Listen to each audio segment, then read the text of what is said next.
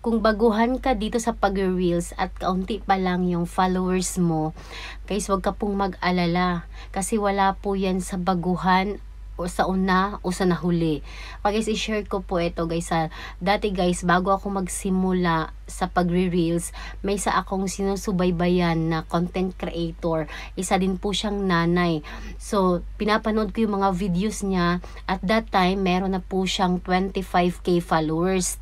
Nung hindi pa ako nagsisimula. Nag-start lang ako dito guys, May end of the month this year. So, nakita ko na guys, nagpapakita siya ng pangalawang earnings niya na that time. Tapos, nasa bahay lang naman siya, nag-aalaga din ng anak niya at kumikita siya. Nag-trending pa nga yung isa niyang video, kaya sinusubaybayan ko siya. Ngayon guys, dumaan yung isa niyang video sa akin. Kasi hindi na ako na-update sa kanya. So, this few days lang is nakita kong dumaan guys, nagulat ako.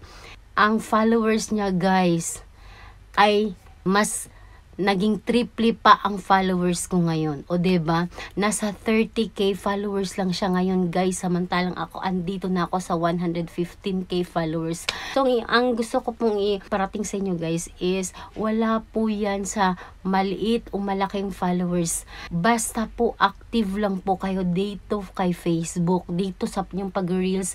Alam nyo yung pursigido kayong gawin itong pag-reels, hindi nyo namamalayan, biglang lumaki at biglang lumawak ang inyong bahay. Kasi bakit?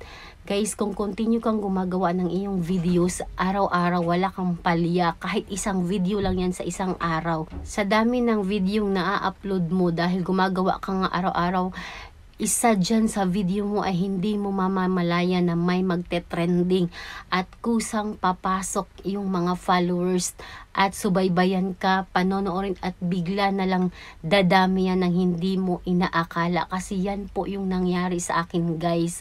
Biruin mo ha, nalagpasan ko ng 3 times yung followers ng sinusuportahan ko at iniidolo ko din, isa sa iniidolo ko na creator. Pero ngayon guys, hindi ko alam kung anong nangyari sa kanya. So ito lang ang masasabi ko guys, kapag active ka at siniseryoso mo ang pagre-reels, or inaalam mo ang tamang gawin at iniiwasan mong magkaroon ng violation, tuloy-tuloy po ang iyong pag-angat at mabilis ka pong aangat. Kaya wag po mawala ng pag-asa.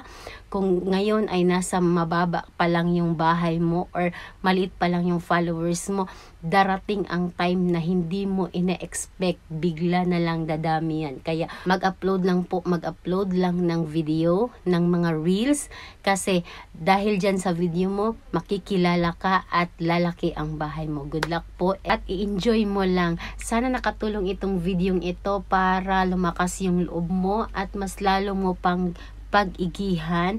Pakibahagi naman po ng video ito para din sa iba mapanood nila, and follow for more tips. Thank you so much.